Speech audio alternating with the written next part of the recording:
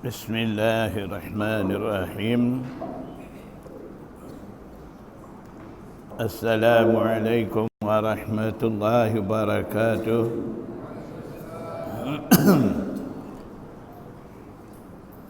Alhamdulillah, dengan limpah kurnia Allah Subhanahu wa taala kita dapat himpun di sini untuk sambung sesi pengajian kitab Asy-Syama'ilul Muhammadiyah, sesi bulanan. InsyaAllah pada pagi ini kita akan sambung bab berkenaan dengan topi besi yang dipakai oleh Rasulullah sallallahu alaihi wasallam, yaitu bab ma jaa fi sifati mighfari Rasulillah sallallahu alaihi wasallam. Bab datang menceritakan berkenaan dengan perihal topi besi Rasulullah sallallahu alaihi wasallam.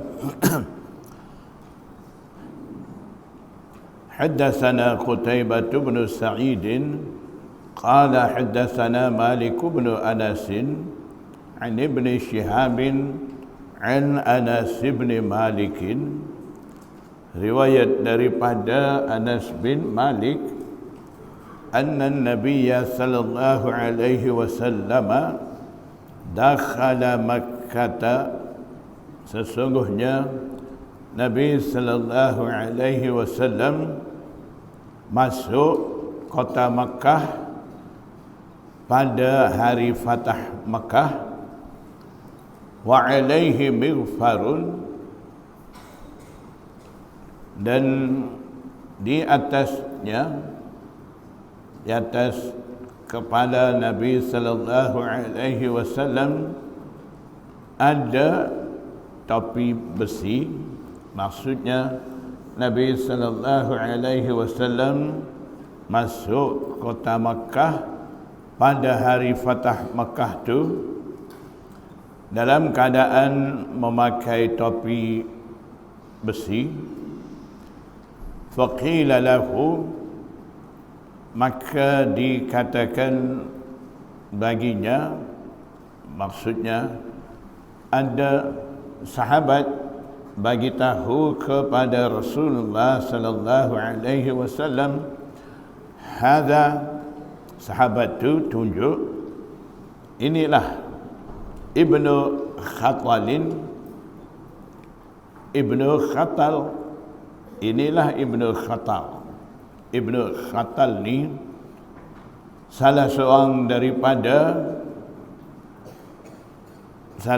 di antara yang dihukum bunuh. Muta'alliqun, sedang bergantung ataupun sedang memegang bi astaril Ka'bati, dengan tutupan yakni kelambu Kaabah. Maknanya Ibnu Khatal ketika itu dia minta perlindungan melalui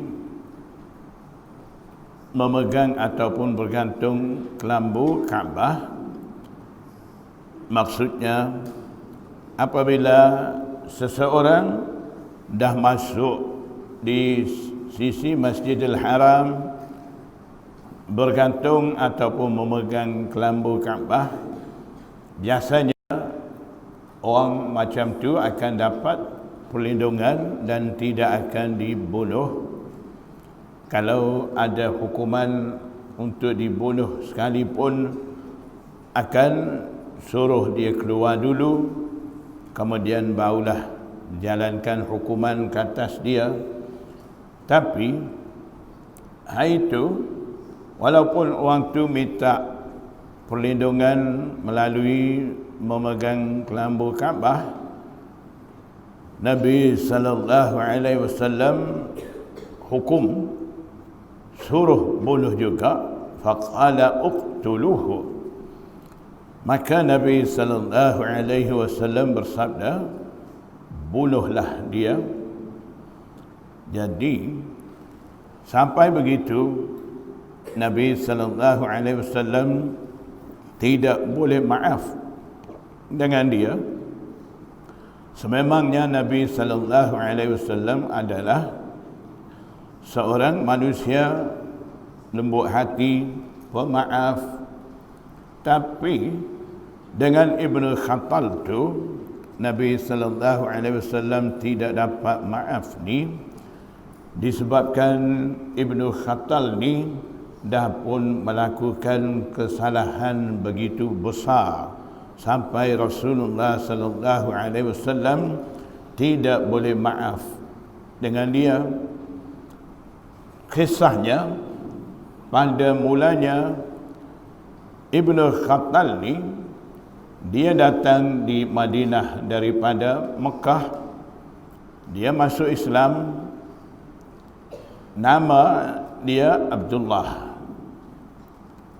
Kemudian Nabi sallallahu alaihi wasallam utus dia kepada satu kaum dengan tujuan untuk mengutip zakat sebagai amil zakat. Bagi tugas untuk kutip zakat, Nabi sallallahu alaihi wasallam utus dia ke satu tempat. Kemudian sampai di tempat tu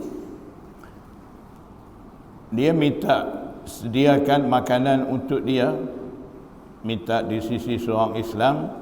Jadi biasanya amil zakat bila sampai mana-mana tempat dia boleh minta ataupun dia ada hak minta sediakan makanan untuk dia. Bila dia minta sediakan makanan, pada masa yang dia nak tu orang Islam tu tidak dapat sediakan makanan. Jadi dia pun terus bunuh orang tu. Kemudian dia tidak berani balik ke Madinah, takutnya dia dihukum qisas, dibalas bunuh. Dia lari pergi ke Mekah, lari balik Mekah. Kemudian dia jadi murtad. Balik duduk di Mekah tu, dia beli 2 orang jariah, budak perempuan, hamba perempuan. Tujuannya dia bagi tugas dengan 2 orang perempuan tu baca syair-syair yang memalukan Rasulullah sallallahu alaihi wasallam. Tujuan nak hina dengan Rasulullah sallallahu alaihi wasallam. Dan dia begitu gembira dengan perbuatan dia tu. Jadi oleh kerana terlalu melampau kejahatan dia dan juga disebabkan dia dah bunuh orang Islam, Nabi sallallahu alaihi wasallam tidak maafkan dia.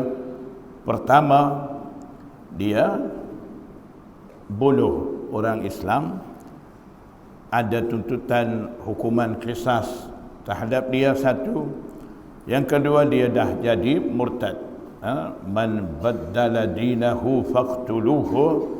Sesiapa ubah agama daripada Islam kepada agama lain, jadi murtad, hukumannya faqtuluhu, bunuh dia. Jadi disebabkan itulah Nabi sallallahu alaihi wasallam jatuhkan hukuman bunuh terhadap Ibnu Khattal tu. Bukan kata Nabi sallallahu alaihi wasallam marah kerana hina dia dan sebagainya, itu tidak ada. Memang Rasulullah sallallahu alaihi wasallam pemaaf, lembut hati. Di segi peribadi dia tu, dia tidak kisah, dia boleh maaf. Hanya dia ambil tindakan sedemikian itu adalah disebabkan dia bunuh orang Islam dan dia dah jadi murtad tu.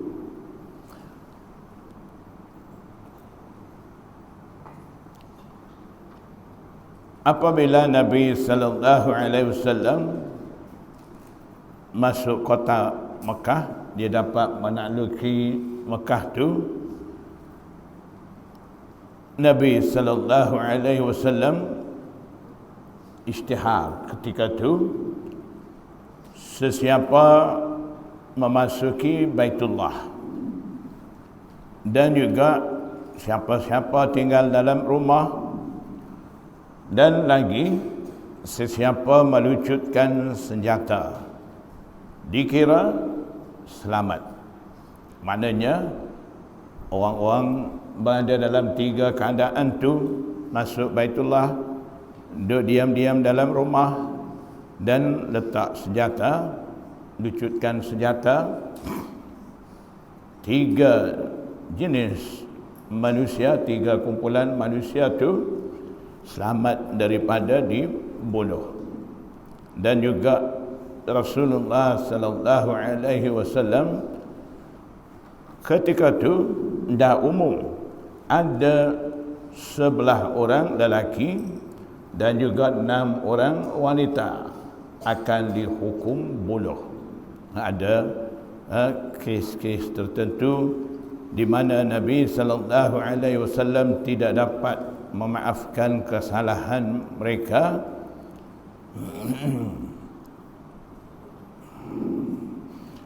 Dan juga Nabi sallallahu alaihi wasallam tidak boleh masukkan mereka ke dalam keampunan ramai-ramai itu.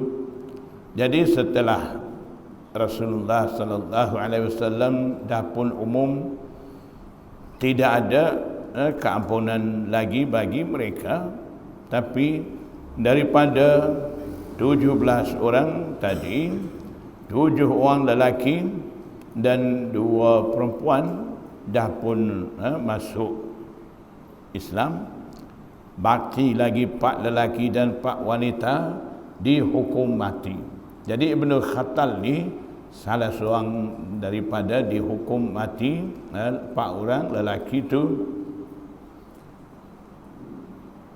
An Anas bin Malik anna Rasulullah sallallahu alaihi wasallam, riwayat daripada Anas bin Malik, sesungguhnya Nabi sallallahu alaihi wasallam dakhala Makkah amal fathi, Nabi sallallahu alaihi wasallam masuk Mekah pada tahun penaklukan Mekah. Wa ala ra'sihil mighfaru, dan di atas kepalanya Rasulullah sallallahu alaihi wasallam ada topi besi. Qala Nabi sallallahu alaihi wasallam, ala Anas bin Malik kata, falamma naza'ahu ja'ahu rajulun, ketika Nabi sallallahu alaihi wasallam cabutkan topi besi itu, seorang lelaki, yakni seorang sahabat tidak diketahui nama, dia datang di sisi Nabi sallallahu alaihi wasallam. Faqala lahu, sahabat itu kata kepada Nabi sallallahu alaihi wasallam, inna bana khatalin muta'alliqun bi astaril ka'bati, sesungguhnya Ibnu Khatal sedang memegang ataupun bergantung dengan kelambu Kaabah. Maksudnya dia sedang minta perlindungan supaya dia tidak dibunuh. Dia dah faham dia akan dibunuh pada hari itu disebabkan banyak kesalahan dia dah pun buat. Sebab tu dia pegang kelambu Kaabah, minta lindung daripada dibunuh. Faqala, Nabi sallallahu alaihi wasallam bersabda, hukum kepada sahabat-sahabat, uqtuluhu, bunuhlah kamu akan ia. Qala Ibnu Shihab Az-Zuhri, salah seorang perawi hadis ini, dia kata, wa balaghani anna Rasulullah sallallahu alaihi wasallam, dan sampai berita kepadaku, anna Rasulullah sallallahu alaihi wasallam lam yakun yauma idzin muhriman, pada hari itu, hari Fatah Makkah itu, Nabi sallallahu alaihi wasallam tidak memakai ihram. Jadi biasanya masuk Mekah ni pakai ihram, Nabi sallallahu alaihi wasallam tidak pakai ihram. Dan juga orang bergantung kelambu Kaabah biasanya diberi perlindungan tidak akan bunuh. Jadi hari itu seketika Allah Subhanahu wa taala benarkan Rasulullah sallallahu alaihi wasallam dalam keadaan itu, dan juga izin selesaikan masalah qisas terhadap orang-orang kafir yang begitu melampau menyusahkan orang Islam Nabi sallallahu alaihi wasallam dan juga menjatuhkan maruah agama Islam. Babu ma jaa fi imamati Rasulillah sallallahu alaihi wasallam, bab datang menceritakan berkenaan dengan kain serban Rasulullah sallallahu alaihi wasallam. An Jabirin, riwayat daripada Jabir bin Abdullah, dakhalan Nabi sallallahu alaihi wasallam, Nabi sallallahu alaihi wasallam masuk Makkah, di kota Makkah, Yaumul Fathi, pada hari penaklukan Makkah, wa alaihi imamatun sauda'u, dan di atasnya, di atas kepala Nabi sallallahu alaihi wasallam ada kain serban berwarna hitam. Hadis dalam bab yang lepas tadi kita dah baca apa nama Rasulullah sallallahu alaihi wasallam masuk kota Mekah tu. Di atas kepala Rasulullah sallallahu alaihi wasallam tu ada apa? Ada topi besi. Yang hadis ni pula kata di atas kepala Rasulullah sallallahu alaihi wasallam pada hari itu ada kain serban. Nabi SAW pakai serban berwarna hitam. Jadi kedua-dua hadis pada zahirnya kelihatan bercanggah. Jawapan daripada ulama muhaddisin, mereka bagi tahu mungkin Nabi sallallahu alaihi wasallam pakai serban di atas topi besi. Nabi SAW pakai topi besi dulu, kemudian di atas topi besi itu lilit kain serban hitam tu. Ataupun Nabi sallallahu alaihi wasallam pada mulanya dia pakai topi besi, setelah buka topi besi itu Nabi sallallahu alaihi wasallam pakai serban tu. Itu penyelesaian daripada muhaddisin. Sebaik saja ada hadis-hadis bercanggah, muhaddisin akan buat penyelesaian dengan cara tu. Jadi cara seperti ini dinamakan al-jam'u bainar riwayat. Selesai dengan cara selaraskan di antara dua hadis tu supaya boleh menerima dan juga boleh beramal dengan kedua-dua hadis itu.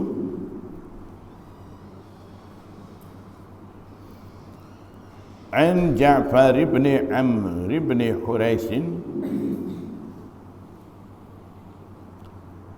an abihi qala, riwayat daripada ayahnya Ja'far, yaitu Amr bin Hurais, dia kata,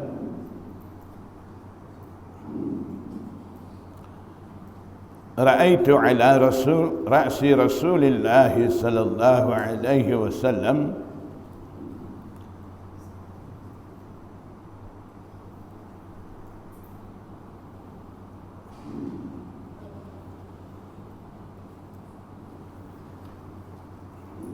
saya melihat di atas kepala Rasulullah sallallahu alaihi wasallam ada kain serban hitam.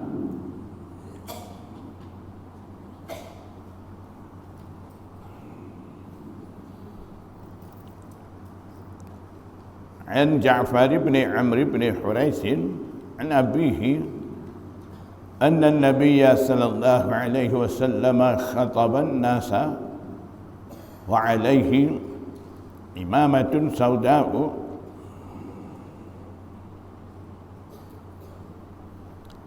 Sesungguhnya Nabi sallallahu alaihi wasallam membaca khutbah di sisi orang ramai pada hari Fatah Makkah dalam keadaan dia memakai kain serban hitam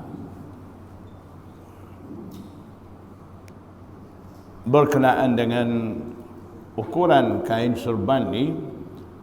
Ada perbincangan di sisi ulama, dan kalaulah kita tengok dalam riwayat-riwayat itu, di situ tidak disebut ukuran serban itu panjang mana. Jadi Nabi sallallahu alaihi wasallam tidak bersabda, tidak sebut dalam mana-mana hadis masyhur, tidak ada ukuran serban.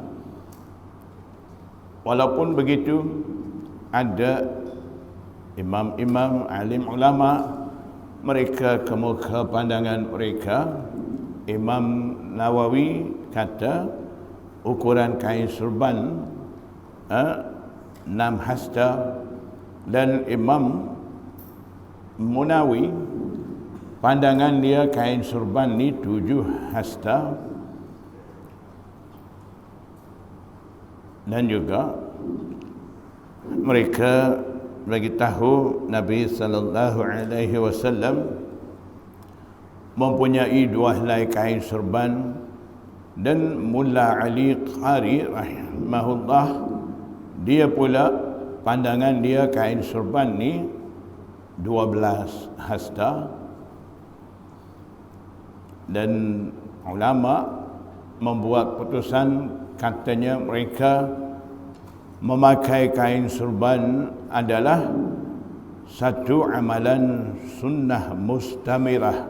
Maksudnya amalan sunnah yang berterusan.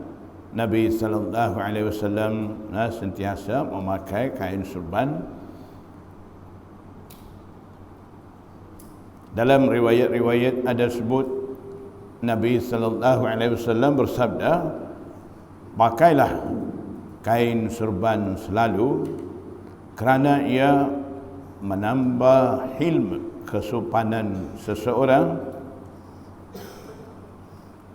Dan ada juga satu ketika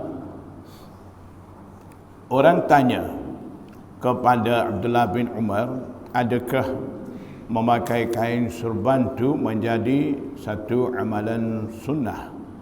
Abdullah bin Umar dia jawab kata, benar, ia adalah satu amalan sunnah. Itu dikemukakan oleh Allamah Badruddin Aini.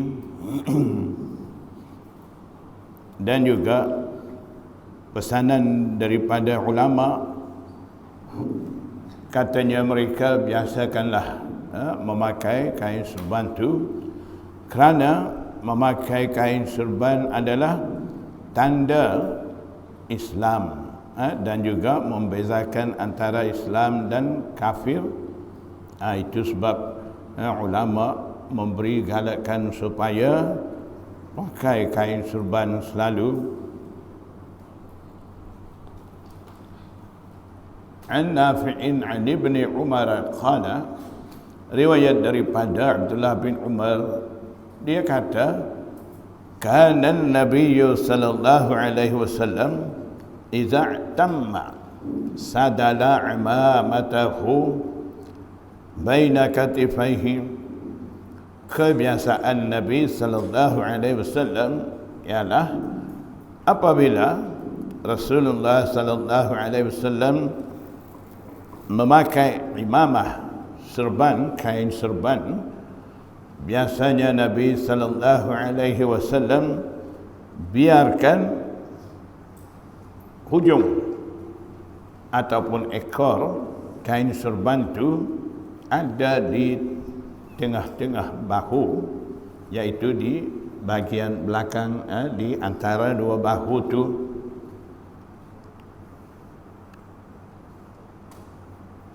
Dan juga ulama bagi tahu berdasarkan riwayat-riwayat dapati cara Nabi sallallahu alaihi wasallam memakai kain serban ni ada beberapa cara.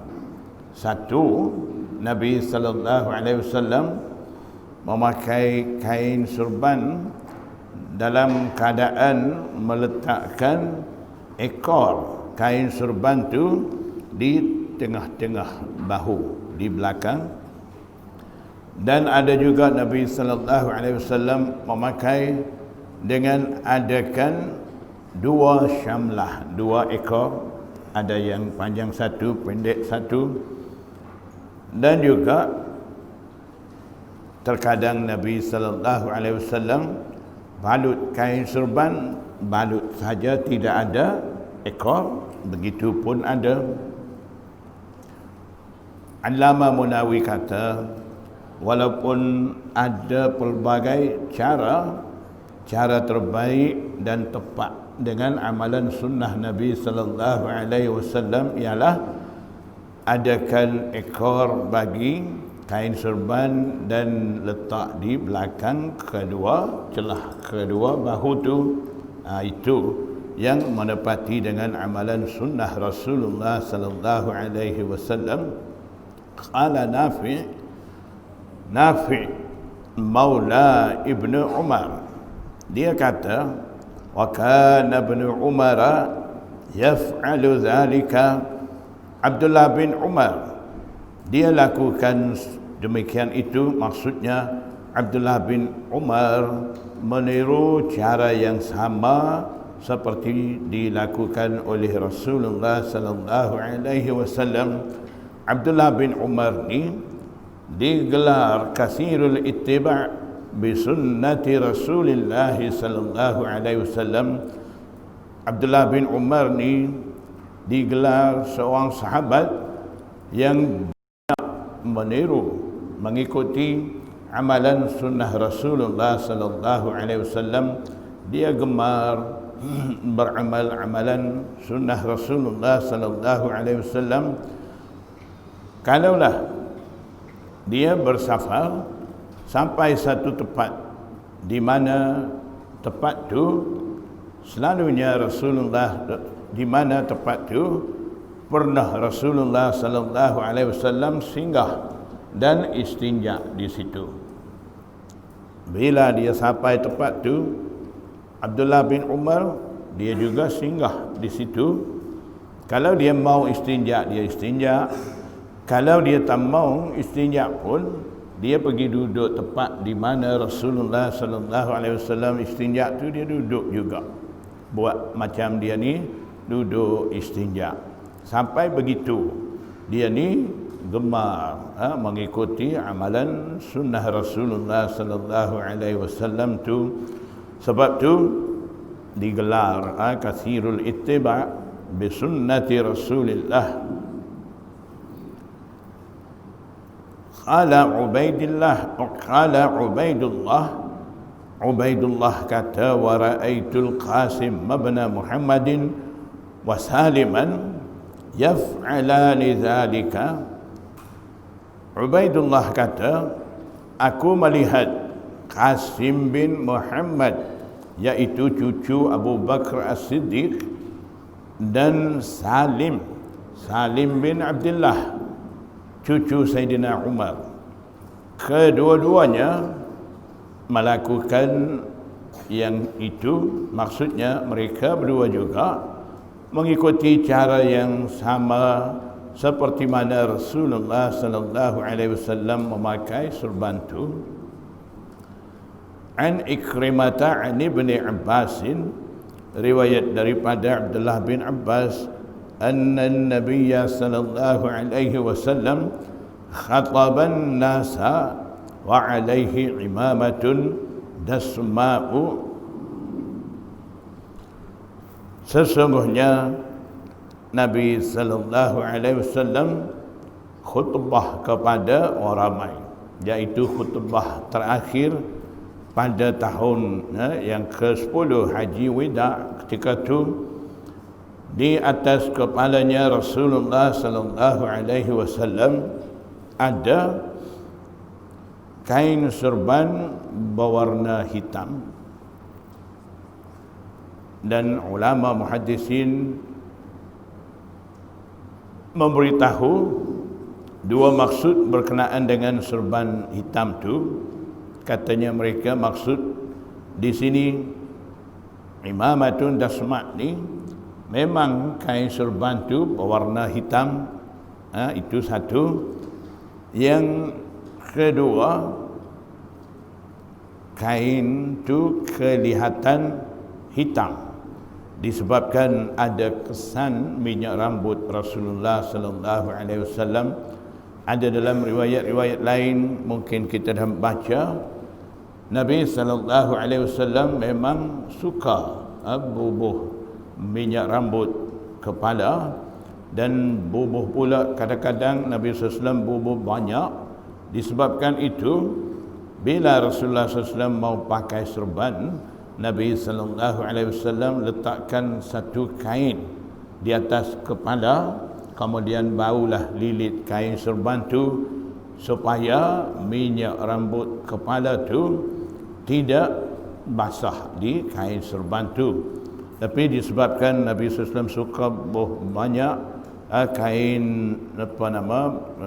banyak minyak rambut tu, ada juga sedikit sebanyak kesan minyak rambut tu lekat di kain serban tu. Yang itulah kelihatan agak hitam sikit. Ada berbeza pandangan berkenaan dengan hitam kain serban tu di sisi muhaddisin. Babu majaa fi sifati izari Rasulullah sallallahu alaihi wasallam. Bab datang berkenaan dengan perihal kain sarung Rasulullah sallallahu alaihi wasallam, berkenaan dengan Nabi sallallahu alaihi wasallam memakai seluar panjang dan sebagainya. Tidak ada bukti yang kukuh, tidak ada dalil yang kuat menyatakan Nabi sallallahu alaihi wasallam pakai seluar panjang. Walaupun berdasarkan riwayat-riwayat dapat tahu Nabi sallallahu alaihi wasallam ada mempunyai seluar panjang, tapi tidak ada bukti yang kukuh menyatakan Nabi sallallahu alaihi wasallam memakai seluar panjang tu. Tetapi para sahabat mereka pakai seluar panjang dengan persetujuan daripada Rasulullah sallallahu alaihi wasallam. Abu Umamah pernah dia memberitahu Rasulullah sallallahu alaihi wasallam, Yahud dan Nasara mereka hanya memakai kain sahaja, tidak pakai seluar panjang. Zaman dia ketika itu, masa itu begitu. Jadi ketika diberitahu Rasulullah SAW begitu, Nabi sallallahu alaihi wasallam jawab kepada Abu Umamah, sabdanya Rasulullah SAW, menyalahilah kamu cara mereka dengan memakai seluar panjang bersama kain sarung. Jadi sahabat-sahabat ketika itu pakai seluar panjang, kemudian pakai pula kain sarung. Macam orang Melayu pakai sekarang kot, tradisi Melayu, ya. Pakai seluar panjang, ada balut kain apa, kain samping.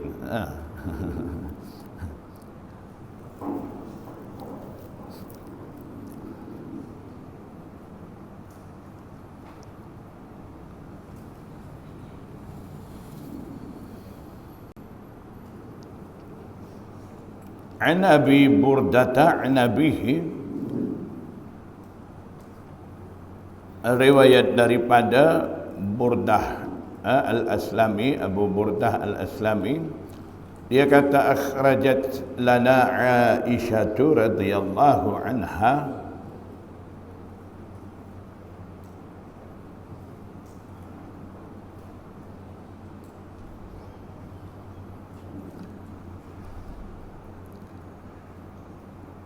Aisyah radhiyallahu anha keluarkan bagi kami kisaan mulabbadah, sehelai kain yang bertampal, wa izaran ghaliza, dan juga sehelai kain sarung yang kasar lagi tebal. Faqalat, Aisyah kata, qubida Rasulullah ruhu Rasulillah sallallahu alaihi wasallam fi hadaini. Nabi sallallahu alaihi wasallam wafat dengan memakai dua helai pakaian ini. Jadi Nabi sallallahu alaihi wasallam semasa dia hidup, cara pakaian dia begitu. Dia pakai kain ada tampal-tampal, dan juga kain sarung pula kasar dan tebal. Nabi sallallahu alaihi wasallam memakai cara seperti itu dengan sebab dia merasa rendah diri, dan pakaian yang kasar, tebal, ada tampal itu mendorong seseorang boleh merasa rendah diri. Dan pakaian yang halus dan yang cantik, indah ni akan mempengaruhi dengan sifat ujub, riya dan takabbur. Itu sebab Nabi sallallahu alaihi wasallam memilih pakaian-pakaian seperti itu. Dan juga ketika Rasulullah sallallahu alaihi wasallam wafat, dalam keadaan Nabi sallallahu alaihi wasallam memakai pakaian seperti itu. Dan Nabi sallallahu alaihi wasallam memang dia suka berpakaian sederhana sehingga akhir hayat tu. Kenapa Rasulullah sallallahu alaihi wasallam memilih pakaian seperti itu? Nabi sallallahu alaihi wasallam tidak mampu ke, disebabkan terlalu miskin, tidak ada cukup, tidak mencukupi pakaian. Sebab tu Rasulullah SAW tampal kain dia, ataupun tidak mampu pakai pakaian yang cantik, lembut dan sebagainya. Adakah keadaan seperti itu dengan Rasulullah SAW? Jawapannya tidak begitu. Selepas daripada selesai peperangan Khaybar, dan juga setelah Nabi sallallahu alaihi wasallam menakluki Makkah, taraf hidup Rasulullah sallallahu alaihi wasallam telah pun meningkat. Raja-raja daripada negara lain juga turut kirim hadiah-hadiah, dan ketika itu Nabi sallallahu alaihi wasallam dan sahabat-sahabat dah pun ada dalam keadaan senang, mewah sedikit. Walaupun begitu, Nabi sallallahu alaihi wasallam tidak mengubah cara hidup dia. Dia tetap duduk dengan keadaan sederhana seperti disebut dalam hadis tadi. Dan hadiah-hadiah dan juga yang Nabi sallallahu alaihi wasallam dapat, harta rampasan perang dan sebagainya, semuanya Nabi sallallahu alaihi wasallam agihkan kepada sahabat-sahabat, dan selalunya di bawah jagaan Rasulullah sallallahu alaihi wasallam berada ashabus suffah, sahabat-sahabat Muhajirin yang sampai mai Madinah tidak ada keluarga dan tidak dapat bantuan daripada Ansar. Biasanya Ansar bila Muhajirin hijrah mai daripada Mekah, mereka sediakan tempat bagi rumah, bagi kerja, bagi makanan. Jadi ada sesetengah sahabat tidak sempat dengan keadaan seperti itu. Mereka menumpang duduk di Masjid Nabawi. Nabi sallallahu alaihi wasallam sediakan satu tempat dalam masjid tu untuk mereka duduk menginap dalam tu, dan apa mereka dapat mereka makan, bila tidak dapat apa-apa mereka puasa duduk dalam keadaan tu. Jadi bila Rasulullah sallallahu alaihi wasallam dapat harta rampasan perang, dan juga bila Nabi sallallahu alaihi wasallam menerima hadiah-hadiah daripada raja-raja negara lain, dan juga dapat hasil daripada Khaybar, Bahrain dan sebagainya. Bila sampai bayi hadiah-hadiah tu, Nabi sallallahu alaihi wasallam agih kepada ashabus suffah, dan juga Nabi sallallahu alaihi wasallam bagi hadiah, balas hadiah kepada orang lain. Ada sahabiah bawa datang makanan di sisi Nabi sallallahu alaihi wasallam. Betulan ketika tu ada hadiah-hadiah daripada Raja Bahrain sampai kepada Rasulullah SAW. Nabi sallallahu alaihi wasallam ambil segenggam emas bagi balas hadiah kepada wanita sahabiah yang bawa mai hadiah kepada dia. Jadi dengan cara itulah habiskan apa-apa yang dah sampai kepada Nabi sallallahu alaihi wasallam. Nabi sallallahu alaihi wasallam tidak ada sikap menyimpang harta, menyimpan harta, dan apa saja yang ada di sisi dia, dia dah bagi kepada orang lain, kepada ashabus suffah dan sebagainya. Dan sendirinya hidup dalam keadaan serba sederhana, serba kekurangan.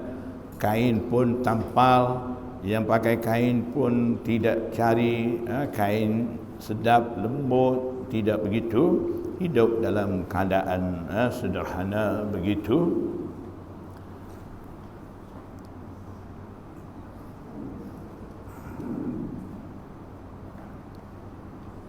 حدثنا محمود بن غيلان قال حدثنا أبو داود عن شعبة عن الأشعث بن سليم قال سمعت عمتي تحدث عن عمها أشعث بن سليم.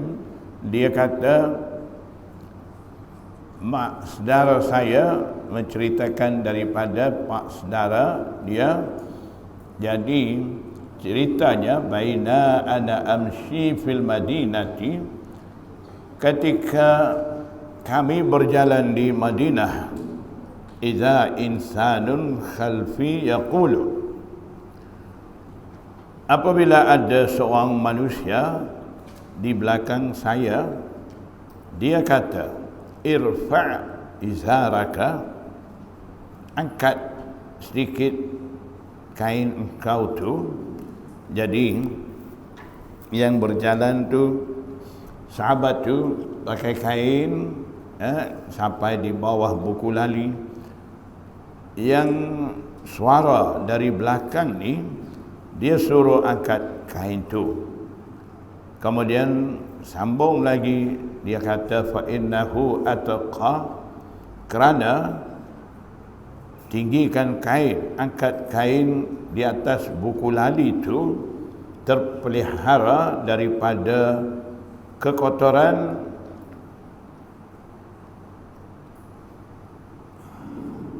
disebabkan tidak meleret di tanah, wa abqa, dan juga terselamat daripada kekotoran batin yang tadi kekotoran zahir, terpelihara daripada kekotoran zahir disebabkan tidak meleret di tanah, itu maksud ataqa. Wa abqa maksudnya terselamat daripada kekotoran batin seperti bangga diri dan sebagainya. Biasanya timbul perasaan tu daripada memakai kain labuh sampai bawah buku lali tu.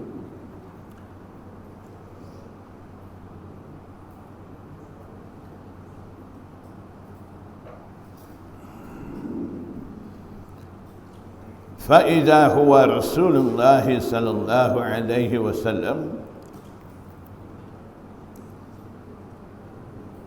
maka apabila saya menoleh belakang dapati yang suara itu adalah Rasulullah sallallahu alaihi wasallam, faqultu, maka saya kata, ya Rasulullah,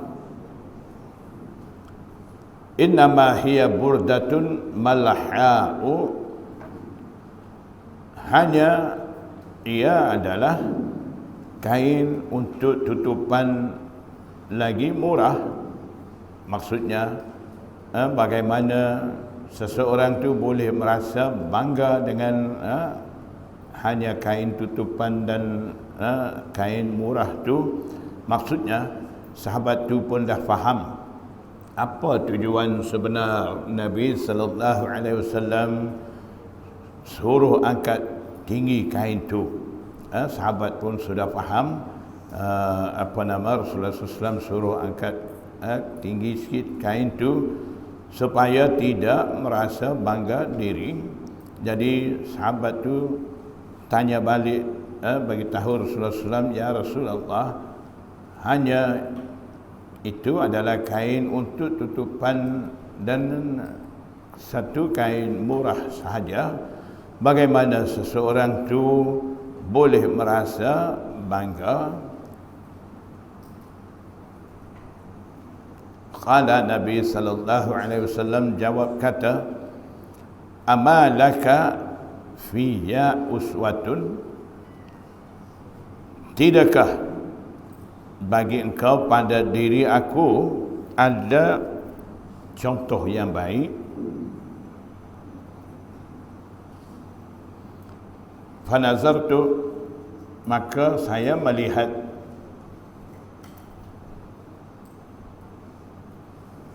Maksudnya ketika Rasulullah sallallahu alaihi wasallam memberitahu hal itu, saya terpandang kainnya Rasulullah sallallahu alaihi wasallam, fa iza izaruhu ila nisfi saqaihi.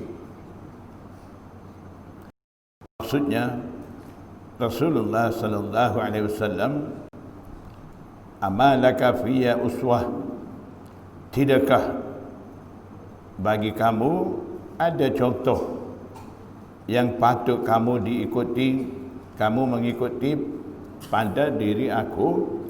Maksudnya Rasulullah SAW, walaupun yang aku suruh angkat tinggi sikit kain tu, kamu tidak nampak kebaikan di situ, tapi mengikuti aku tu tetap juga dituntut. Ketika itulah sahabat tu lihat Rasulullah SAW tu, kelihatan kainnya Rasulullah sallallahu alaihi wasallam mencecah paras pertengahan betis tu.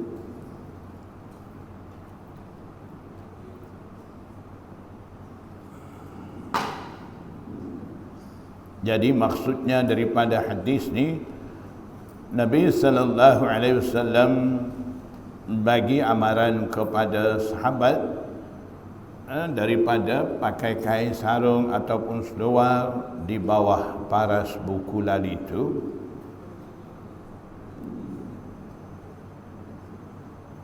Haddatsana Suwaid bin Nasr qala haddatsana Abdullah bin al-Mubarak an Musa bin Ubaidah an Iyas bin Salamah bin al-Akwa' عن أبيه قال كان عثمان بن عفان يعتذر إلى أنصاف ساقيه kebiasaan Sayyidina Uthman bin Affan, dia memakai kain sarung mencecah paras pertengahan betis. Waqala, dan seterusnya Sayyidina Uthman kata, hakadha kanat izratu sahibi, yakni Nabi sallallahu alaihi wasallam, beginilah kain sarungnya temanku, iaitu Nabi sallallahu alaihi wasallam. Maksudnya memang dah ada contoh daripada Nabi sallallahu alaihi wasallam begitu. Sebab itulah Uthman radhiyallahu taala anhu mengikuti cara Rasulullah sallallahu alaihi wasallam tu.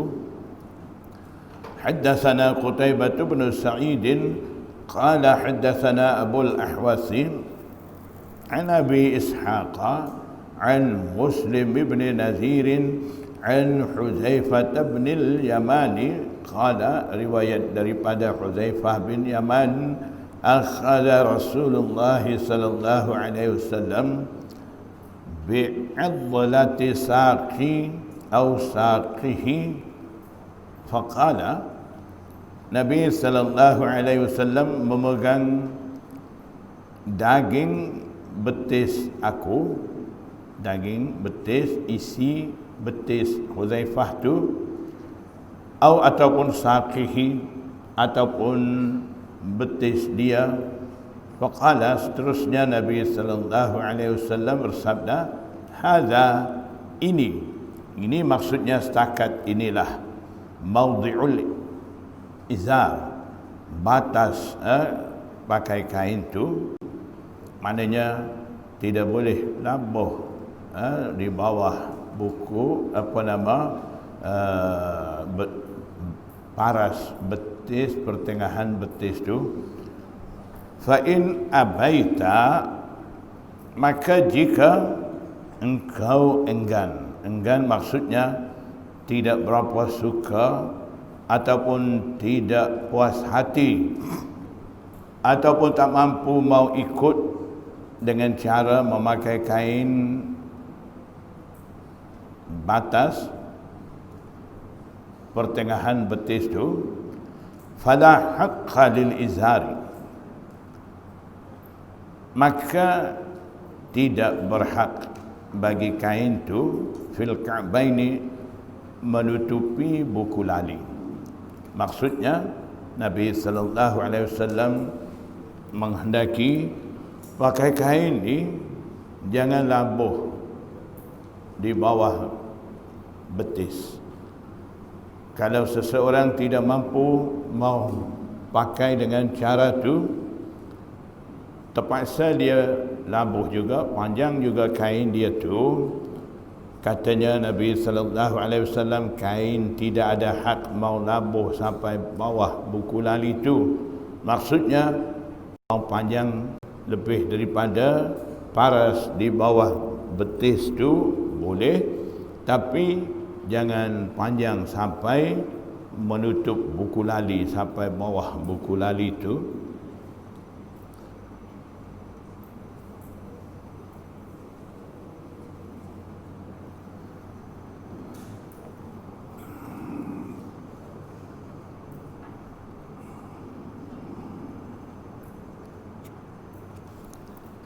Jadi tuntutan daripada Rasulullah sallallahu alaihi wasallam ialah seseorang tidak memakai kain ataupun seluar tidak labuh sampai di bawah buku lali. Cuma ulama bagi tahu dikecualikan bagi mereka yang uzur. Mereka maksud dikecualikan, maknanya boleh mereka labuh kain di bawah buku lali ataupun menutup buku lali bagi mereka yang ada uzur, seperti orang mengidap penyakit bisul ataupun luka ada di buku lali yang menyebabkan boleh hinggap lalat di situ. Jadi perlu bagi dia tu tutup buku lali dengan tujuan dia mahu memelihara luka itu itu pun ada kebenaran sehingga sembuh daripada luka tu. Bila dah sembuh luka tu, tidak ada lagi kebenaran dia pakai kain ataupun seluar labuh sampai bawah buku lali tu. Babu ma jaa fi mashyati Rasulillah sallallahu alaihi wasallam. Bab datang menceritakan berkenaan dengan gaya berjalan Rasulullah sallallahu alaihi wasallam. Haddatsana Qutaibah bin Sa'id qala haddatsana ibn Lahiyata an Abi Yunus an Abi Hurairah qala, riwayat daripada Abu Hurairah, dia kata, ma ra'aitu syai'an ahsana min Rasulillah sallallahu alaihi wasallam. Aku tidak lihat lagi sesuatu lebih cantik, lebih tampan daripada Rasulullah sallallahu alaihi wasallam. Berseri-serinya wajah Rasulullah sallallahu alaihi wasallam, ka'anna syamsa tajri fi wajhihi, seolah-olah matahari itu sendiri memancar di wajah muka Rasulullah sallallahu alaihi wasallam. Cerahnya, berseri-serinya muka Rasulullah sallallahu alaihi wasallam, seolah-olah sinaran matahari memancar di wajah Rasulullah sallallahu alaihi wasallam. Wala ra'aitu ahadan asra'a fi mashyatihi min Rasulillah sallallahu alaihi wasallam, dan aku tidak melihat lagi seseorang lebih laju langkahnya, berjalannya lebih laju daripada Rasulullah sallallahu alaihi wasallam. Nabi sallallahu alaihi wasallam berjalan agak laju, ka'annamal ardu tutwalahu, seolah-olah bumi dilipat, digulung bagi Rasulullah sallallahu alaihi wasallam. Maksudnya daripada satu tempat ke satu tempat sekejap Rasulullah sallallahu alaihi wasallam dah sampai, langkahnya deras, laju. Inna lanujhidu anfusuna, kami perlu melangkah dengan sungguh. Maksudnya bila berjalan, sahabat-sahabat berjalan bersama dengan Rasulullah sallallahu alaihi wasallam, sahabat-sahabat Abu Hurairah bagi tahu, kami perlu melangkah dengan cepat untuk berjalan seiring dengan Rasulullah sallallahu alaihi wasallam. Wa innahu la ghairu muktarisin ay ghairu musri'in, sedang Nabi sallallahu alaihi wasallam tidak tergesa-gesa berjalan. Maksudnya Rasulullah sallallahu alaihi wasallam cuma berjalan biasa sahaja. Nabi SAW jalan biasa, seperti biasa, langkah dia biasa, tidak kata laju, biasa bagi Rasulullah SAW tu. Tapi sahabat-sahabat mau berjalan seiring dengan Rasulullah SAW ni perlu cepat sikit. Samalah contoh orang tua berjalan, dia jalan biasa, tapi budak kecil mau ikut, mau jadi seiring berjalan dengan orang besar tu, dia agak lari sikit, barulah sama. Kalau dia pun jalan biasa, orang tua tu biasa juga, tapi dia tidak jadi seiring dengan orang tua tu, akan tinggal di belakang. Jadi begitu juga Nabi sallallahu alaihi wasallam, dia biasa jalan biasa, tidak laju, tidak deras sangat. Tapi sahabat yang jalan bersama ni mau jadi seiring berjalan dengan Rasulullah SAW ni perlu laju sikit, barulah jadi sama.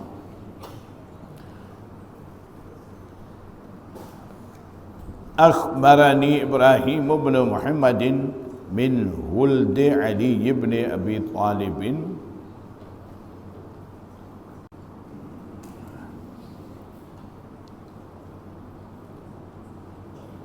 Riwayat daripada anak cucu, salah seorang daripada anak cucu Sayyidina Ali, dia kata, kana Ali idza wasafa an-nabiy sallallahu alaihi wasallam qala, kebiasaan Sayyidina Ali apabila dia mensifatkan perihal Nabi sallallahu alaihi wasallam, dia kata, kana idza masya taqalla'.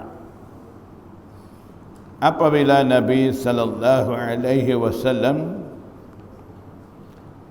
berjalan, taqalla'a, Nabi sallallahu alaihi wasallam angkat kakinya dengan kemas bertenaga, ka'annama yanhattu min sababin, kerana pantas jalan Rasulullah SAW itu kelihatan seolah-olah Nabi sallallahu alaihi wasallam sedang turun dari tempat tinggi. An Ali ibn Abi Talib karramallahu wajhahu qala, riwayat daripada Sayyidina Ali juga, kana Nabi sallallahu alaihi wasallam, Nabi sallallahu alaihi wasallam apabila dia berjalan, takaffu'an,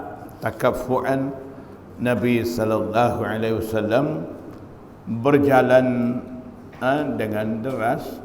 Takaffu' ni ulama muhaddisin buka makna 3 makna. Satu, langkahnya deras. Yang kedua, condong sedikit ke depan. Yang ketiga, melangkah dengan bertenaga. Jadi maksud takaffu'an ni ada 3. Pertama, langkahnya deras. Yang kedua, condong sedikit ke depan. Yang ketiga, melangkah dengan bertenaga. Jadi yang mana satu gaya Rasulullah SAW berjalan tu, ulama bagi tahu Nabi sallallahu alaihi wasallam berjalan menepati dengan tiga keadaan tu. Jadi ketika Rasulullah SAW berjalan, langkahnya Rasulullah SAW deras, dan Nabi sallallahu alaihi wasallam ketika berjalan condong sedikit ke depan, dan juga langkahnya Rasulullah sallallahu alaihi wasallam kelihatan bertenaga, kemas, ka'annama yanhattu min sababin, tunduk jalan seperti kelihatan melangkah turun dari tempat tinggi. Itulah gaya Rasulullah SAW berjalan. Babu maja'a fi takannu'i Rasulillah sallallahu alaihi wasallam. Takannu' asal daripada qina'. Qina' maksudnya kain alas ataupun kain tutup kepala. Haddatsana Yusuf bin Isa qala haddatsana Waqi'un haddatsana Rabi' bin Sabih an Yazid bin Aban an Anas bin Malik qala, riwayat daripada Anas bin Malik, dia kata, kana Rasulullah sallallahu alaihi wasallam yuksirul qina'a, kebiasaan Nabi sallallahu alaihi wasallam, selalunya Nabi sallallahu alaihi wasallam mengalas sehelai kain di atas kepalanya. Nabi sallallahu alaihi wasallam perbanyakkan adanya kain alas. Kain alas maksudnya qina', kain tutup kepala ni maksudnya kain alas yang mana Rasulullah sallallahu alaihi wasallam bubuh di bawah kain serban dia, supaya kain serban tu tidak lekat minyak. Seperti dah bagi tahu tadi, Nabi sallallahu alaihi wasallam dia memang suka bubuh minyak rambut kepala banyak-banyak di kepala dia. Jadi Nabi sallallahu alaihi wasallam tak mau kain serban dia tu lekat minyak ataupun berlumur dengan minyak. Ketika Nabi sallallahu alaihi wasallam mau pakai kain serban tu, Nabi sallallahu alaihi wasallam adakan kain alas, satu kain tutup kepala, kemudian barulah lilit.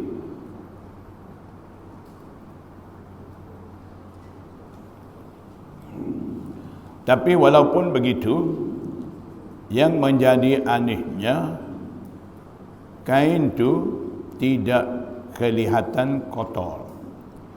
Biasanya kalau rambut tu dah basah banyak dengan minyak rambut kepala, bubuh kain di atas kepala tu akan nampak kotor dengan minyak. Tapi mukjizat Rasulullah sallallahu alaihi wasallam, kain tu kelihatan tidak kotor dan juga tidak terkena debu. Kalau basah minyak ni, bila berjalan, bila ada debu-debu akan lekat di situ. Tapi keadaan seperti itu tidak ada pada Rasulullah sallallahu alaihi wasallam. Dan juga muhaddisin bagi tahu, pakaian Rasulullah sallallahu alaihi wasallam tidak dijangkiti kutu. Begitu juga lipas tidak gigit pakaian Rasulullah sallallahu alaihi wasallam, dan juga tidak ada serangga yang menghisap darah suci Rasulullah sallallahu alaihi wasallam. Dan juga Allama Munawi dia memetik daripada Allama Razi bahawa lalat tidak pernah hinggap di pakaian dan juga jasad Rasulullah sallallahu alaihi wasallam. Jadi itu khususiyah, keistimewaan Rasulullah sallallahu alaihi wasallam yang berbeza dengan manusia biasa. Babu ma jaa fi jilsatihi sallallahu alaihi wasallam. Bab datang menceritakan berkenaan dengan gaya duduk Rasulullah sallallahu alaihi wasallam.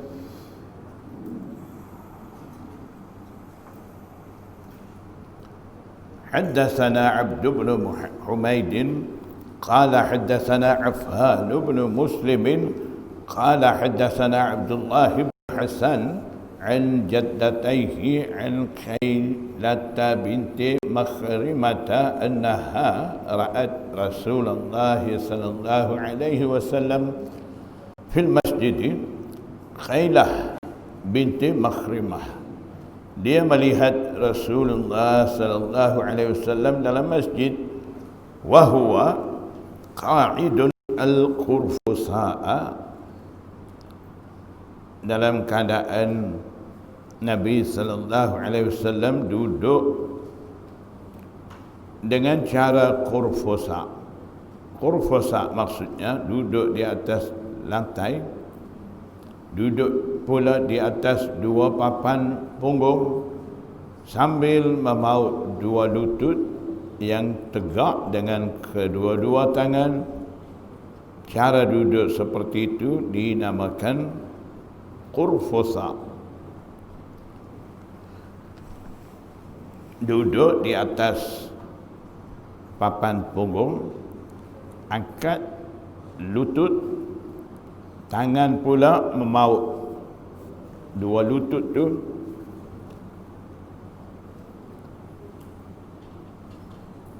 Duduk di atas papan punggung, lutut pula tegak berdiri, memaut dengan dua-dua tangan di lutut tu.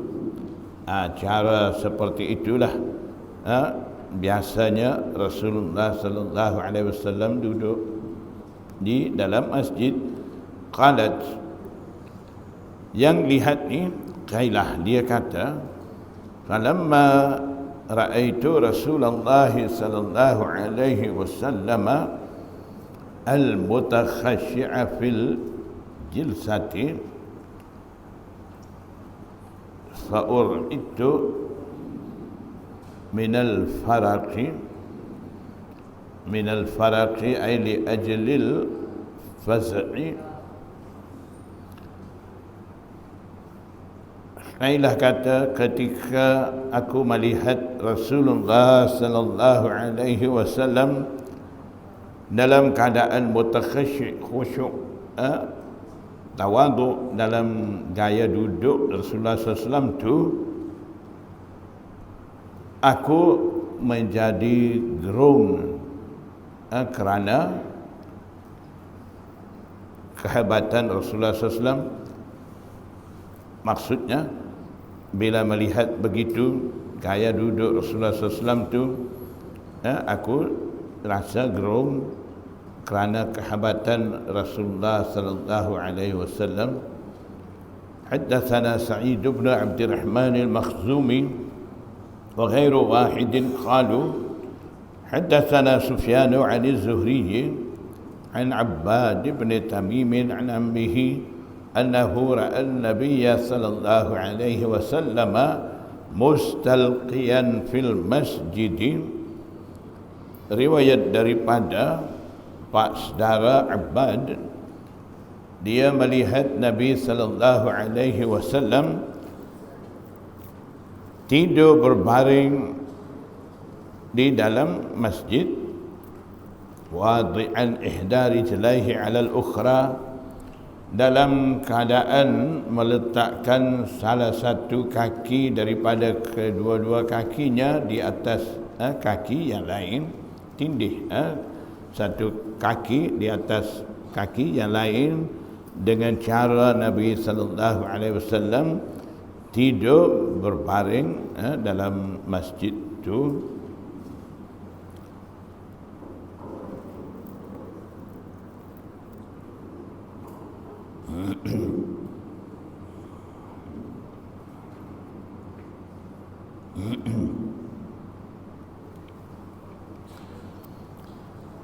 Dalam riwayat lain ada disebut dalam Sahih Muslim, tidur cara seperti itu, tidur melintang, kemudian letak kaki di atas kaki, tidur cara seperti itu dilarang.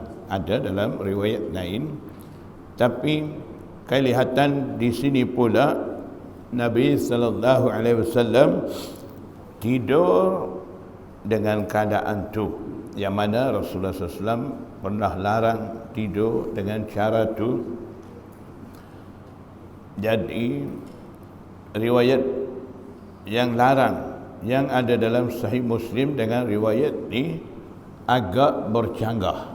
Jadi kita mau faham macam mana, ulama muhaddisin bagi tahu cara tidur melintang, kemudian kaki tindih di atas satu sama lain. Di situ ada dua cara. Satu, tidur melintang, kaki tidak angkat, kaki pun lunjur panjang biasa melintang begitu, kemudian tindih atas satu sama lain. Itu satu cara. Satu cara lagi, tidur melintang tapi lutut sebelah tu angkat, kemudian kaki sebelah letak di atas lutut. Itu satu cara. Jadi yang Nabi sallallahu alaihi wasallam larang tidur melintang letak satu kaki di atas kaki ni cara yang kedua. Cara yang kedua tu tidur melintang, angkat lutut kaki sebelah tu, kemudian sebelah kaki lagi letak atas tu.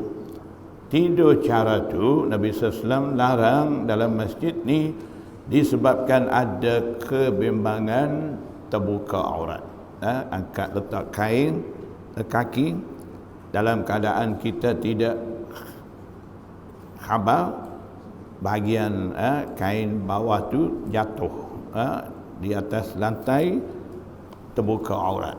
Yang tidur melintang kaki melunjur panjang ni tindih satu sama lain ni, tidak ada kebimbangan seperti itu. Jadi yang benarnya keadaan yang tidak bimbang terbuka aurat tu. Yang tidak benarnya ada cara yang bimbang boleh terbuka aurat. Itu dilarang.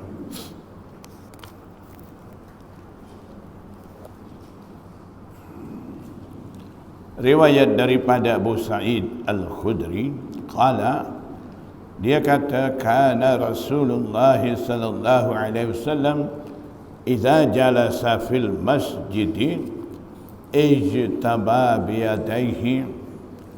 Nabi sallallahu alaihi wasallam apabila dia duduk dalam masjid, dia duduk dengan cara ihtiba. Ihtiba dengan dua tangan. Ihtiba, dua tangan ni cara dia sama dengan kurfusa. Dalam hadis tadi Nabi sallallahu alaihi wasallam memang suka begitu, disebabkan cara kurfusa ataupun ihtiba tu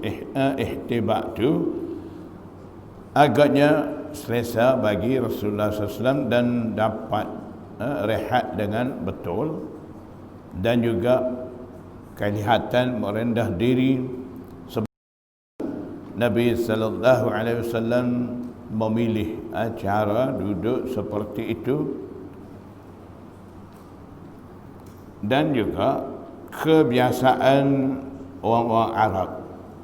Mereka kira cara duduk kurfusa ataupun ihtiba itu sama seperti dengan menyandar dinding. Bila kita duduk menyandar dinding ni rasa selesa sikit, relax sikit, tidak letih badan, dapat rehat. Jadi orang Arab ni mereka duduk dengan cara kurfusa tadi, disebabkan itu seolah-olah duduk menyandar dinding. Itulah sebab kebiasaan orang Arab ni mereka duduk dengan cara tu.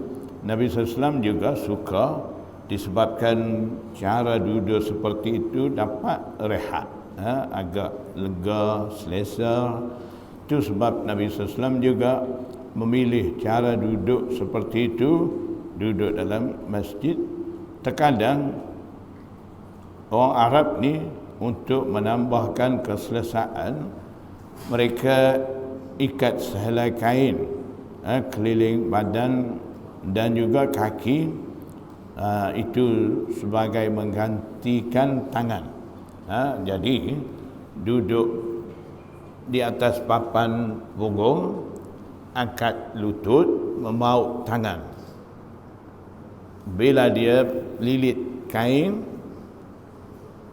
tubuh badan dengan kaki sekali, jadi tak perlu lagi memaut tangan. Sebagai dia gantikan tangan tu. Kadang-kadang mereka ambil sehelai kain kelilingi badan dan kaki sekali.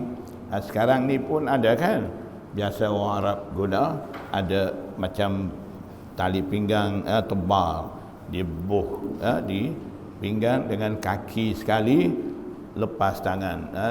Dia gerak pun agak dia buat menyandar begitu pun tidak jatuh belakang, agak selesa. Biasanya dalam majlis-majlis ada sesetengah guna cara seperti itu.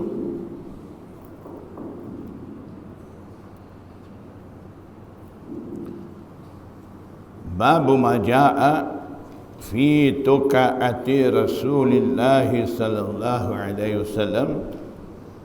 Bab datang berkenaan dengan bersandar oleh Rasulullah sallallahu alaihi wasallam.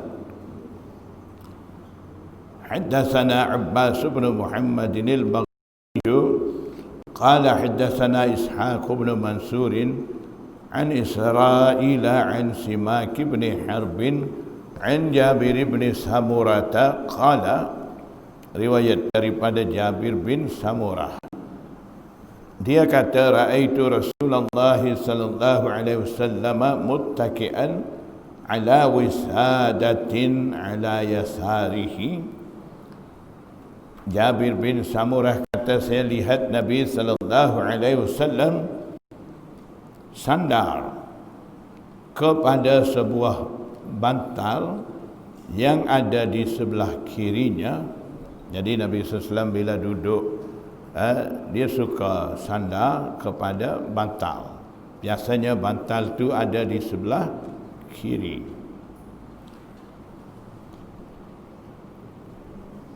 Riwayat daripada Abi Bakrah, dia kata, qala Rasulullah sallallahu alaihi wasallam, Nabi sallallahu alaihi wasallam bersabda, ala uhaddithukum bi akbaril kabair, tidakkah aku menceritakan kepada kamu dengan dosa paling besar? Qalu, sahabat-sahabat jawab kata, bala ya Rasulullah, bahkan ya Rasulullah, beritahu sahajalah ya Rasulullah. Qala al-isyraku billah, Nabi sallallahu alaihi wasallam bersabda, sekutu dengan Allah itu dosa paling besar. Wa uququl walidaini, dan juga derhaka kepada kedua ibu bapa, itu pun dikira dosa besar. Qala Rasulullah sallallahu alaihi wasallam, Abi Bakar kata, Nabi sallallahu alaihi wasallam duduk ketika itu sambil bersandar. Qala, seterusnya Nabi sallallahu alaihi wasallam bersabda, wa syahadatu zur, memberi penyaksian palsu, atau qaulu zur, ataupun kata-kata bohong palsu. Qala, fama zala Rasulullah sallallahu alaihi wasallam yaquluha,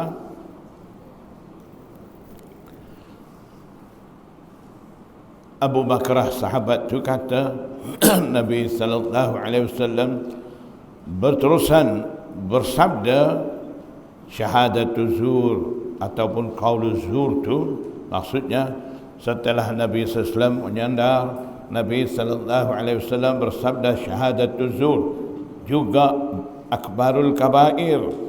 Nabi sallallahu alaihi wasallam mengulangi syahadatul zur, syahadatul zur.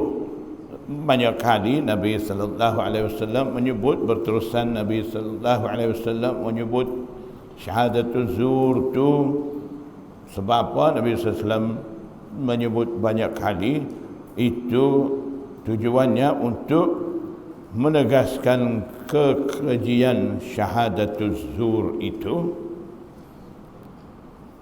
Hatta qulna, bila Rasulullah sallallahu alaihi wasallam mengulangi banyak kali syahadatul zur itu, kami kata, maksudnya kami fikir dalam hati kita, laitahu sakata, mudah-mudahan Nabi sallallahu alaihi wasallam diam daripada, berhenti daripada ucap berterusan syahadatul zur tu.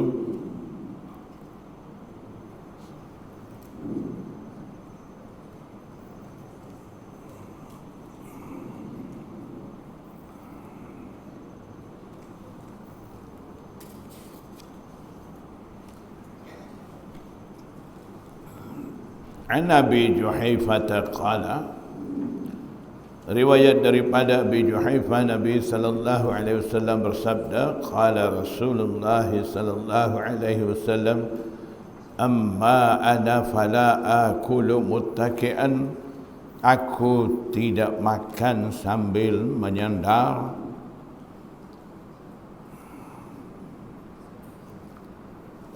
Nabi sallallahu alaihi wasallam memang tidak suka makan sambil menyandar.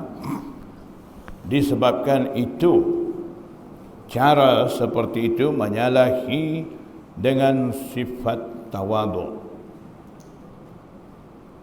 dan juga melambatkan penghadaman makanan tu.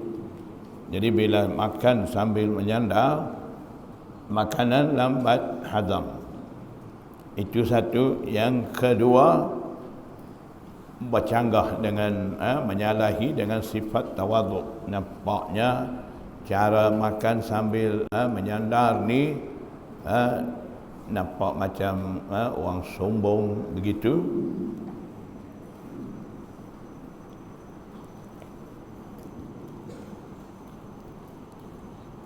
Satu lagi hikmah Nabi sallallahu alaihi wasallam tidak benar makan sambil menyandar, itu adalah cara makan sambil menyandar tu boleh membuat seseorang makan lebih, makan banyak. Disebabkan keadaan seperti itu meluaskan perut, menjadi luas perut tu boleh isi banyak. Jadi bila isi banyak, makan banyak, itu Nabi sallallahu alaihi wasallam tidak suka.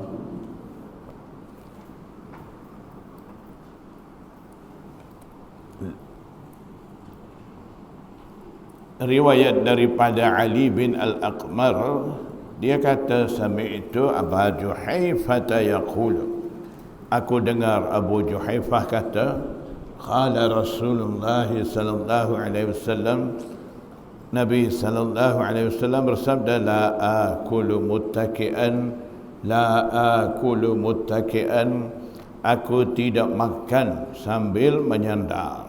Jadi Nabi sallallahu alaihi wasallam bersabda sambil menyebut dirinya sendiri. Itu adalah tujuannya Rasulullah SAW, ialah supaya umat dia mengambil contoh yang baik daripada dia. Jadi Rasulullah SAW lagi tidak makan sambil menyandar, apalagi kita. Jadi lebih-lebih lagi kita perlu menjauhi diri daripada cara makan seperti itu. Haddatsana Yusuf bin Isa qala haddatsana Waqi'un قال حدثنا إسرائيل عن سماك بن حرب عن جابر بن سمرة. Riwayat daripada Jabir bin Samurah, ra'aitun Nabiyya sallallahu alaihi wasallam muttaki'an ala wisadatin, aku melihat Nabi sallallahu alaihi wasallam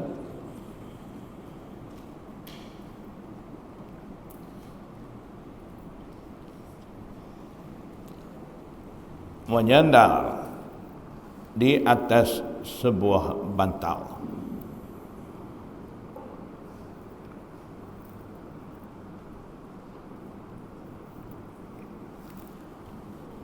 Babu ma jaa fi ittikai Rasulullah sallallahu alaihi wasallam. Bab ini datang menceritakan berkenaan dengan sandaran selain daripada bantal. Yang tadi sandar bantal, ini sandar kepada selain daripada bantal.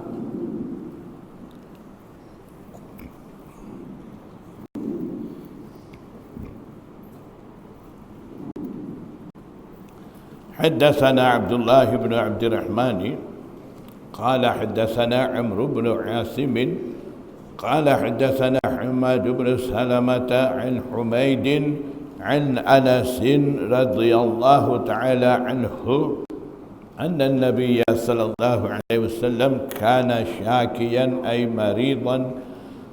Riwayat daripada Anas bin Malik, Nabi sallallahu alaihi wasallam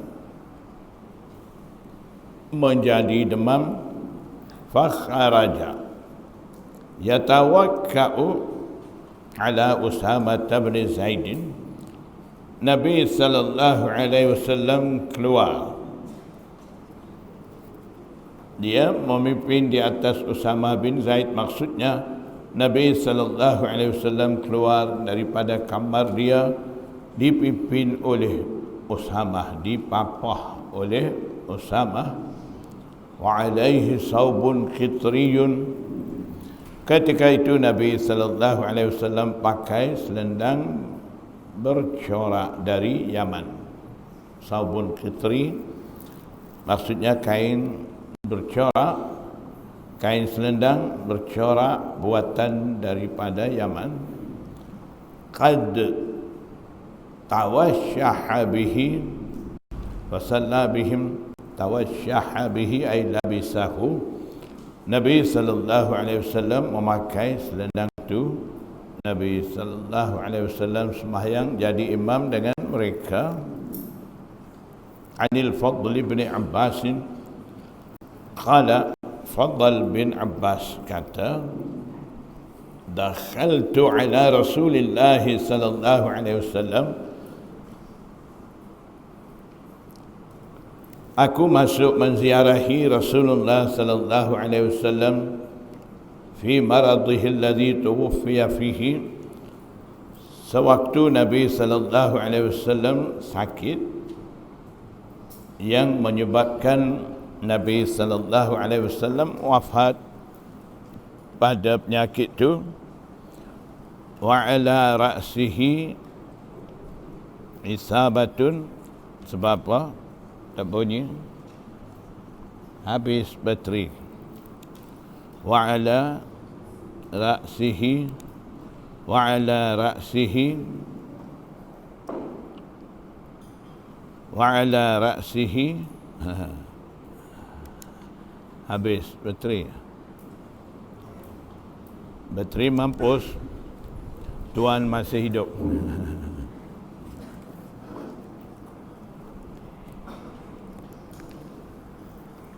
Kena dengan buku ke? Tertutup bukan? Bateri. Bateri mampus. Nasib baik tuan masih hidup lagi.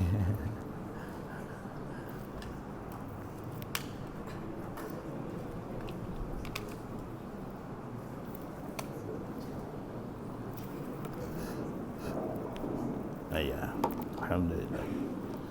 Jazakallah khairan.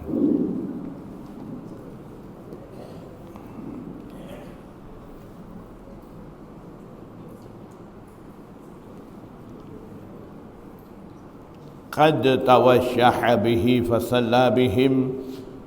Nabi sallallahu alaihi wasallam memakai kain itu, saubun kitri itu. Fasalla bihim.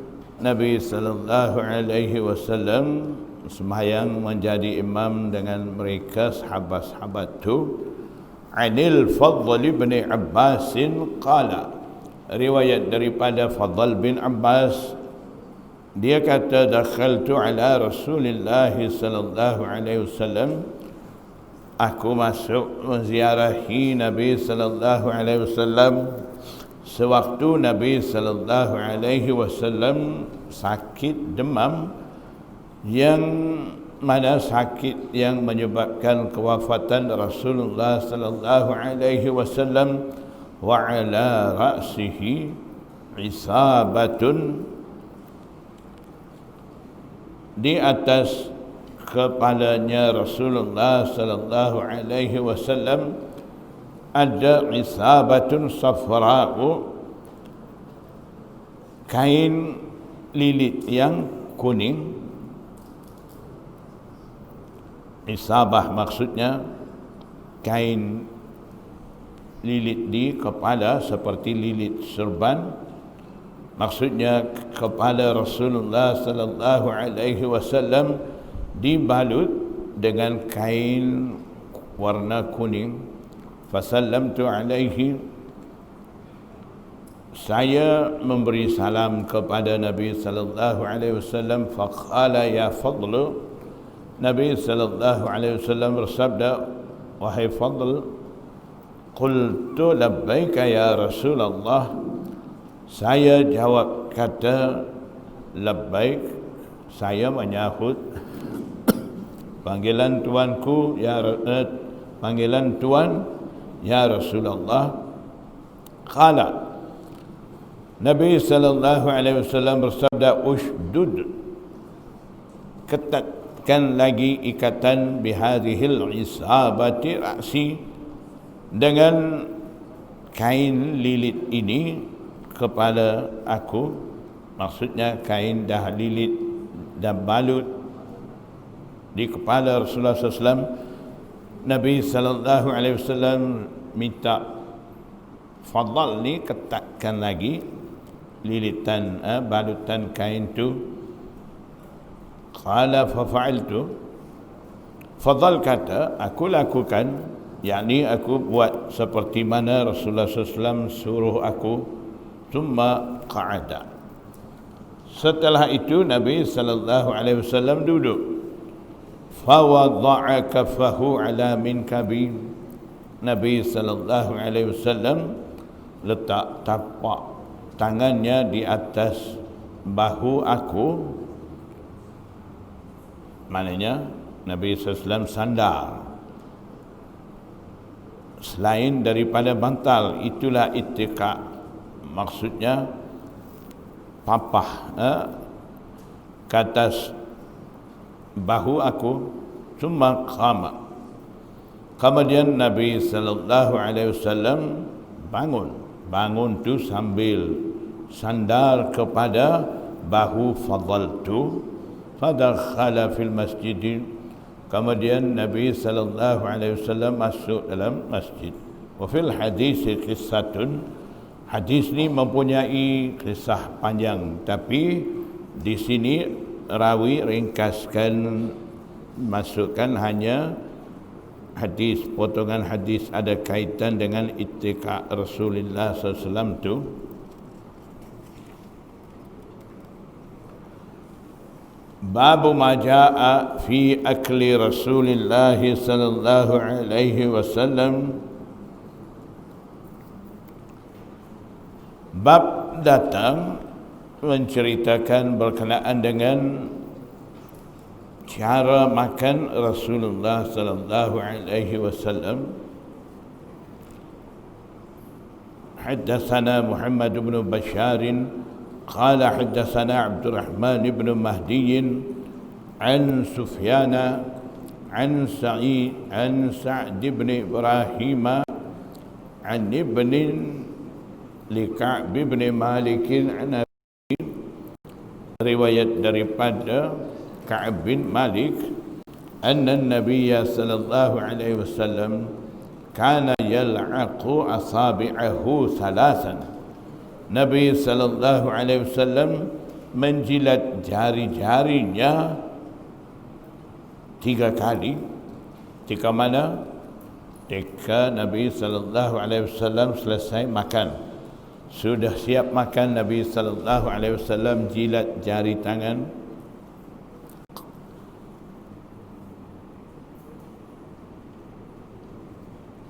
Salasan, 3 maksudnya berdasarkan riwayat berikutnya, la'aqa asabi'ahu salas. Dengan cantum 2 riwayat tu dapati Nabi sallallahu alaihi wasallam jilat 3 jari. Bukan kata jari-jari tu jilat 3 kali, tidak maksud tu. Maksudnya Nabi sallallahu alaihi wasallam jilat 3 jari. Itu bermakna Nabi sallallahu alaihi wasallam makan dengan menggunakan 3 jari. Sebab tu Nabi sallallahu alaihi wasallam jilat 3 jari tu. Jadi daripada situ ulama mengambil hukum menjilat 3 jari selepas makan sebelum cuci tangan. Itu adalah satu amalan mustahab, satu amalan sunnah Rasulullah sallallahu alaihi wasallam. Jadi disebabkan uslub hadis tu agak berbeza di sisi ulama, juga berbeza pandangan. Sesetengah muhaddisin, sesetengah ulama kata jilat jari 3 kali, sesetengah muhaddisin kata jilat 3 jari. Di situ ada perbahasan di sisi a'immah muhaddisin. Di bawah satu riwayat lagi, an Anasin qala, Nabi sallallahu Anas bin Malik kata, kana Nabi sallallahu alaihi wasallam idza akala ta'aman, kebiasaan Nabi sallallahu alaihi wasallam apabila selesai makan, la'aqa asabi'ahu salasa, Nabi sallallahu alaihi wasallam menjilat jarinya 3, maksudnya 3 jari. 3 jari itu ibu jari, jari telunjuk, jari tengah. Maknanya Rasulullah SAW makan dengan 3 jari. Tidak kata 5 jari, ambil pula penuh satu genggam, mulut pun tak muat, mau masuk, tidak macam tu. Itu cara orang tamak, mau makan banyak.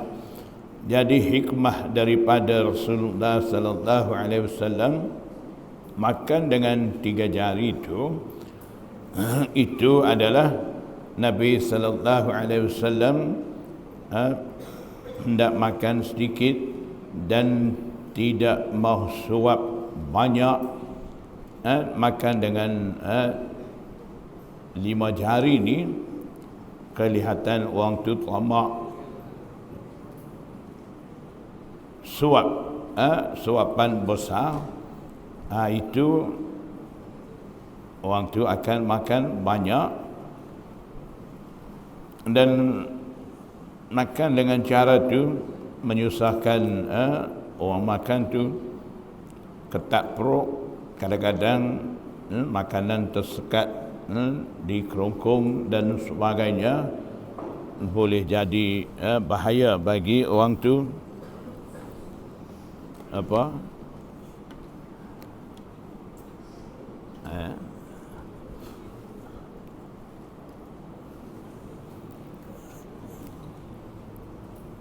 Cepat habis bateri ini.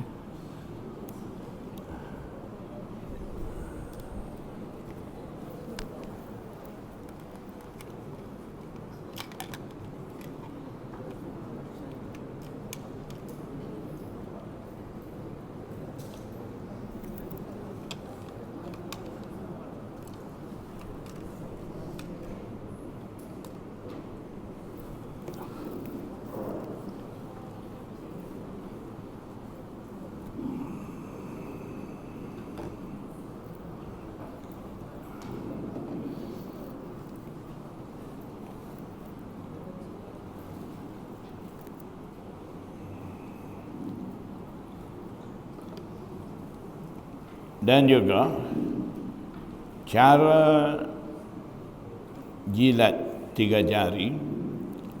Jadi mau jilat jari mana dulu? 3 jari, ibu jari, jari telunjuk, jari tengah. 3 jari, makan dengan 3 jari. Mau jilat jari mana dulu? Jilat jari tengah, dialah jari panjang. Selalunya banyak kena dengan makanan ni jari ni, sebab dia panjang. Jadi sebab tu jilat jari ni dulu, kemudian jilat jari ni, kemudian jilat ibu jari.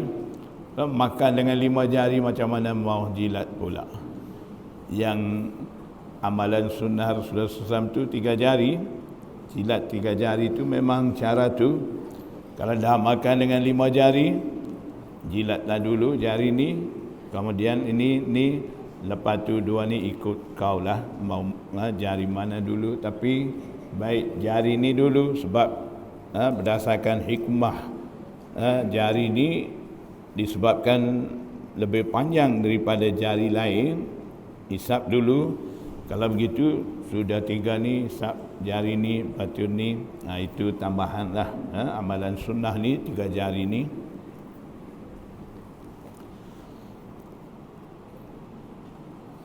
حدثنا شعبة عن سفيان الثوري عن علي بن الأقمر عن أبي جحيفة قال قال النبي صلى الله عليه وسلم أما أنا فلا آكل متكئا. Riwayat daripada Abu Juhaifah, Nabi sallallahu alaihi wasallam bersabda, aku tidak makan sambil menyandar. Itu dah baca tadi pun. An Hisham bin Urwata an ibn Lika'b bin Malik an abihi kana Rasulullah sallallahu alaihi wasallam ya'kulu bi asabihi thalathin wa yal'aquhunna. Nabi sallallahu alaihi wasallam makan dengan menggunakan 3 jari, dan Nabi sallallahu alaihi wasallam jilat jari-jarinya.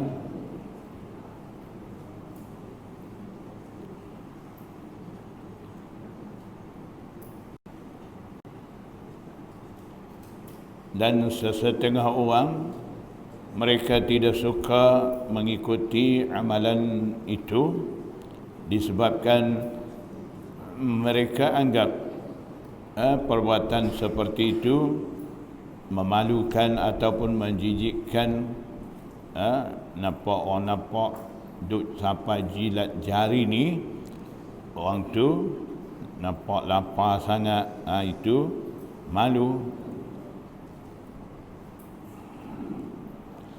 Jadi anggapan seperti itu perlu kita mengelak daripada diri, sebab itu adalah bahaya bagi mereka yang anggap amalan Rasulullah sallallahu alaihi wasallam itu memalukan dan boleh jatuh air muka maruah. Tapi sekarang ni kita boleh lihat dalam kempen-kempen, dia orang kempen sedap makanan ni, kata apa? Sampai jilat kaki. Kaki pula sampai jilat jari. Jangan jilat kaki pula. Jadi sekarang dah jadi kebiasaan, orang dah buat kempen makanan sedap ni. Dalam kempen tu dia orang kata apa? Sedapnya makanan dia, orang makan ni sampai jilat jari, jangan tukar dengan kaki pula. Jadi itu tidak menjadi kesalahan ataupun orang tidak anggap dah sekarang ni itu satu amalan yang boleh memalukan seseorang. Jadi kita tak perlu peduli kita mau ikut amalan sunnah Rasulullah SAW ni, tak perlu kita ambil kira dengan orang, malulah apa semua ni. Jangan kita fikir, kita niat mau cari keridaan Allah Subhanahu wa taala dan mau dapatkan pahala menghidupkan amalan Rasulullah SAW, kita buat saja. Tidak perlu kita peduli sama orang. Haddatsana Ahmad bin Mani'in قال حدثنا الفضل بن دكين قال حدثنا مصعب بن سليم قال سمعت أنس بن مالك يقول أتي رسول الله صلى الله عليه وسلم بتمر dibawa kepada Rasulullah sallallahu alaihi wasallam buah tamar. Fara'aituhu ya'kulu, aku lihat Nabi sallallahu alaihi wasallam makan. Wa huwa muq'in minal ju'i, Nabi sallallahu alaihi wasallam dalam keadaan muq'in, iaitu dia duduk di atas 2 papan punggung dan sambil mengangkat betis kaki itu, iaitu sama dengan cara ihtibak tadi, maknanya duduk di atas punggung sambil mengangkat dua lutut. Itu apa nama cara ihtibak. Itulah yang menjadi jalsatul anbiya, cara kesukaan Nabi Anbiya duduk tu.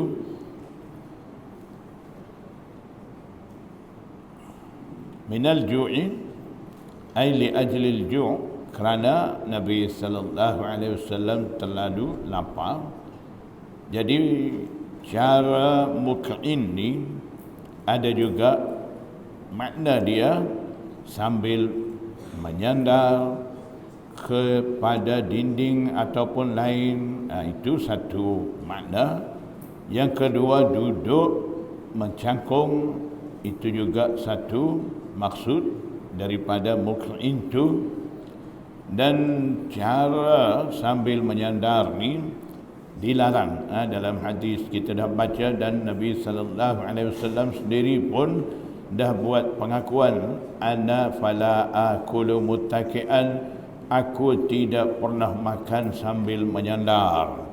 Jadi kalaulah di sini disebabkan ada makna dia begitu lebih daripada satu, ada juga makna sambil menyandar tu, macam mana kita mau faham keadaan makna bercanggah daripada makna muk'in dengan fala akulu muttaki'an tu. Jadi ulama muhaddisin bagi tahu memang dilarang makan sambil menyandar, tapi bila orang tu ada uzur, boleh dia menyandar. Maksudnya dia terlalu lapar, tidak gagah mau duduk tegak, dah lembik, ketika tu dianggap dia tu orang uzur, jadi boleh ketika tu dia makan sambil menyandar. Jadi kalau dalam hadis tadi wa huwa muk'in, Nabi sallallahu alaihi wasallam makan buah tamar tu sambil menyandar tu minal ju', kerana terlalu lapar. Mungkin ketika tu disebabkan Nabi sallallahu alaihi wasallam terlalu lapar, lemah tenaga, tidak mampu nak duduk betul, sebab tu dia menyandar makan buah tamar tu. Jadi yang dilarang makan menyandar sambil menyandar itu adalah dilarang bagi yang tidak uzur. Bagi yang uzur, yang lemah, dibenarkan makan sambil menyandar. Jadi begitulah cara muhaddisin cantumkan, selaraskan di antara hadis-hadis yang bercanggah itu. Jadi dah banyak cara daripada hadis-hadis ni kita dah tahu, dah belajar. Semuanya tujuan kita belajar ni, kita mahu hidupkan amalan-amalan sunnah Rasulullah SAW dalam kehidupan kita. Kita mahu menghayati cara hidup Rasulullah SAW, dan juga kita mahu masukkan cara hidup Rasulullah SAW dalam kehidupan kita, supaya kehidupan kita diberkati di sisi Allah Subhanahu wa taala, dan juga setiap gerak-geri kita diberi pahala oleh Allah daripada Allah Subhanahu wa taala. Dan di akhirat nanti, disebabkan kita sentiasa mengikuti cara hidup Rasulullah SAW, dan akan dimudahkan dapat syafaat daripada Nabi sallallahu alaihi wasallam. Semoga Allah Subhanahu wa taala bagi taufik kepada kita supaya kita dapat menghidupkan amalan-amalan sunnah Rasulullah SAW, walaupun sekecil-kecil amalan sunnah Rasulullah SAW, dengan anggapan dan juga dengan harapan begitu mulia amalan-amalan sunnah Rasulullah SAW itu, dan juga dengan keberkatan menghidupkan amalan-amalan sunnah Rasulullah SAW, Allah Subhanahu wa taala bagi kejayaan kepada kita di dunia dan juga di akhirat nanti. Wallahu a'lam, wabillahi taufiq wal hidayah. Wassalamu alaikum warahmatullahi wabarakatuh.